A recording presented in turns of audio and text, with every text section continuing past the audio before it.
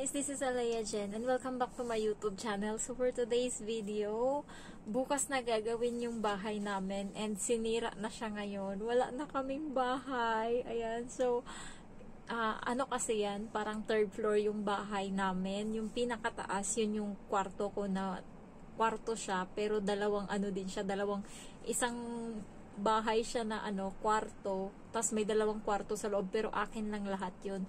So ayun lang yung natira na hindi na nasira, kasi parang ang ginawa ko sa kwarto ko na yun, terrace siya, tapos may sarili siyang pinto papunta na mismo sa pinaka-kwarto ko talaga. So ang ganda na sana ng bahay namin dati, kaso nga lang hardiplex, so binago. Ngayon gumastos na ako. So sinira na, and bukas gagawin na siya. Arawan yung yung paggawa ko. 500 every day.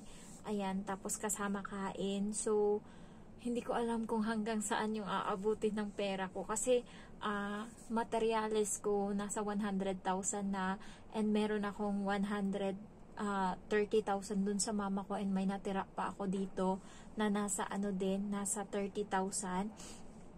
Pero hindi ko muna to ipapadala kasi yung mama ko, hindi ko siya mapagkakatiwalaan, nangungupit siya ng pera. So, ang sabi niya sa akin, yung buhangin daw, 6,000 daw mahigit yung binili niya. Tinanong ko yung kapatid ko, yung pamangkin ko, ang konti lang yung nandun na buhangin. So, parang nagtatanong kaming dalawa kasi yung kapatid ko, 10,000 yung pinapadala niya every month, akin 5,000. Nagtatanungan kami, kulang pa ba yun? Bakit kailangan kupitan niya pa yung para sa bahay? Alam mo yun, yung parang malulungkot ka ba kasi yung sana mama mo na sana, alam mo yun, yung parang bakit kailangang anuhin mo pa. Pero hindi ko na lang masyadong iniisip, pero iniisip ko kasi 'di ba, nakakapagod magtrabaho dito, tapos biglang binigyan ako ng ganong breakdown, yung buhangin daw 6,000, bumili na daw sila, tapos malaman ko ang konti lang ng buhangin doon. So nung nakaraan nakita ko din yun, parang nasa 25,000 yung para sa materials na binili ko. 18,000 lang yung yung nabili nila, and then meron siyang dinagdag dun. Alam ko kasi sulat ng mama ko, so na-total na siya sa resibo, and then nasa 18,000 mahigit, and then dinagdagan niya sa baba kung ano-ano, hindi ko na maalala, pero sulat niya para maging 24,000 mahigit yung total. So nangupit na naman siya. Kulang pa ba? Ilan lang sila doon? 4 sila. Wala naman silang ibang ginagawa. Pero bakit? Yun nga. So, sabi ko nga sa kanya, yung pera dyan, paulit-ulit kong sinasabi, yung pera.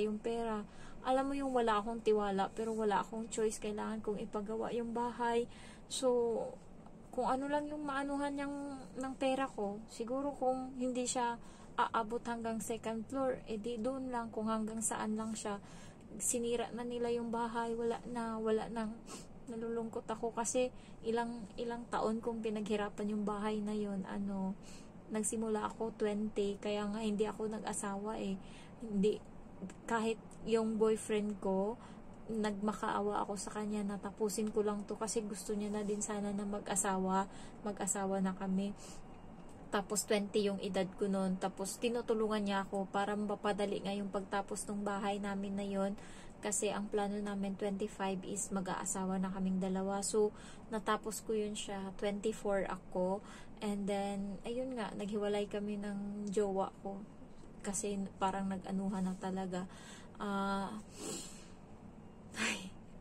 Ang dami nang nagastos ko dun. Kaya nung nakita ko kanina na wala natanggal na, wala na yung mga hardiplex, wala nang bubong, tapos nasira na talaga yung bahay, parang yung dibdib ko, para siyang sinakal, para siyang kinumot, para siyang ginanon. Kasi halos 4 years ng trabaho ko sa Pilipinas. Alam niyo naman pag Pilipinas, 'di ba, hindi madaling maghanap ng pera dun. Kung minimum yung sahod mo, yung matitira lang sa'yo every sahod, masaya ka na meron kang 4,000. So, lahat yun pinapadala ko sa mama ko para lang magawa yung bahay namin na yun. And ayun, nasira na ngayon kasi nga papalitan na siya ng bago. Pero sana lang talaga ito na yung last na hilingin nila sa akin kasi pagod na talaga ako, guys. Ayoko na. Pagod na talaga ako. So, pipilitin ko, sisikapin kung matapos yung bahay. Kahit na ma-finishing lang yan, kahit na kung ano lang yung magawa ko, to follow na lang yung iba. Siguro kapag sumahod ako sa YouTube, unti-untiin ko lang yung mga gamit sa bahay. Ang importante muna ngayon is matapos ko siya kahit mabubungan lang. Tsaka kahit yung mga hollow blocks lang na napang file yung nandyan, kahit hindi na napinturahan, na finishing. Kasi nakikita ko na yung salamin na sliding window. Lahat yun, kasi ako gumawa ng plano ng bahay. So, lahat yun, aabot siya ng 30,000. Nakalimutan ko na kung ilang peraso yun. Napakamahal magpagawa ng bahay. Sabi ko nga, wala ng tiles, wala na lahat eh. Basta importante, matulugan lang yung bahay namin. And maanuhan lang, mabubungan. So, sabi ng contractor, parang 2 months daw siya gagawin. So, isip-isip ko sa 1 month is nasa 75,000 yung tatrabahuin nila, 6 silang magtatrabaho. So, it means sa 2 months, nasa 160 mahigit yung tatrabahuin nila. Kaya sabi ko kung ano lang yung maabutan ng pera, hanggang doon lang. Mahirap pala magpagawa ng bahay. Ang grabe talaga. Ang hirap simulan. Pero kasi kung hindi ka mag-rest or hindi ka mag-step ng isang beses, wala, hanggang pangarap ka lang, hindi mo mapupundar and hindi mo makikita kung ano yung papupuntahan mo. Kaya tinry ko talaga yung best ko na maano yung bahay kahit papano. And thank you sa mga tao na nandyan, sa mga viewers ko. Malaking bagay itong sinasahod ko sa YouTube kahit papano, pambili namin ng semento, pambili ng ganyan. Malaking bagay na yan. Ngayong sasahod ako ngayong 20 ng May ng nasa 9,000 mahigit ata or 10,000. So, malaking bagay na yun. Makakabili na ako ng hollow blocks no na 900 pieces. O, diba? Thank you so much sa mga nanonood sa akin. And sorry, minsan maldita ako. Yun na talaga yung ugali ko. Ayoko talaga na pinagsasabihan ako. Nag-a-accept naman ako kapag mali ko. Pero, minsan maldita talaga ako. Sorry. Ayan. So, ayun, ano pa ba? Kaya yung mga nangangarap na ayan, makabahay, ganyan, so tuloy nyo lang yan. Sabayan nyo ng sikap, porsige, sipag, pagtitiis, and luha. Kasi dito sa abroad, hindi talaga pwedeng hindi ka luluha. Magpapakumbaba ka talaga, magpapakumbaba. So, hanggat maaari talaga i-push kung ano yung mga pangarap. Kasi merong iba na ang tagal na dito, yung kaibigan ko, sabi niya nga 8 years na siya dito sa abroad, pero parang wala siyang napundar, and napangiti lang ako sa kanya. Sabi ko nga sa sarili ko, thankful pa rin ako kasi ako 1 year pa lang, siguro inutang ko naman yung pera, pero at least meron pang natitira sa akin every month na 14,000 padala sa probinsya. Sabi ko, kahit na 2 years lang ako, kahit papano meron na akong nakitang pundar, o kahit na makikita ko na ay pinaghirapan ko yan, ay eto pinaghirapan ko, and isa na dito yung cellphone. Ayan, eto yung reward ko para sa sarili ko talaga. Dream ko talaga to, and yung bahay is dream ng pamilya ko. So ayun lang guys, and yun nga, hindi ko maasahan yung mga kapatid ko kasi nga nagbibilang sila. Yung mama ko pala, meron kaming mga palay sa probinsya, and nag-harvest sila.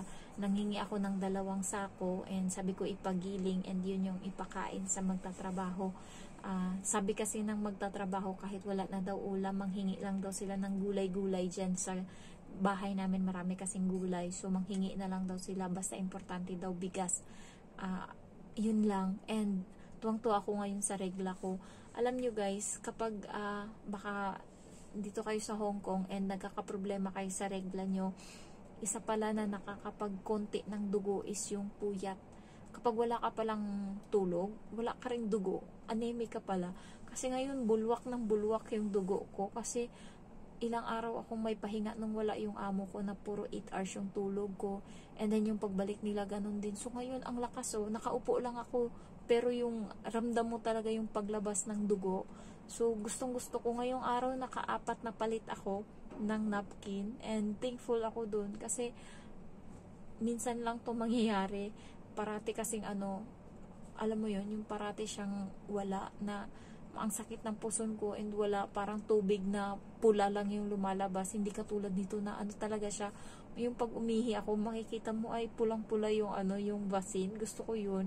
Kasi nung nakaraan, pag umihi ako, ihi lang, nakikita ko pag tingin ko, hindi siya katulad nito na nakikita ko talaga. Naiinggit ako sa iba na marami silang dugo na nilalabas. And ngayon, masaya ako na eto yung first time sa tanang ko na ang ganda ng ng dugo ko. So, ayun lang guys, na-share ko lang, mahal magpagawa ng bahay, pero para sa pangarap lalaban. So, thank you for watching and I love you all. Bye-bye.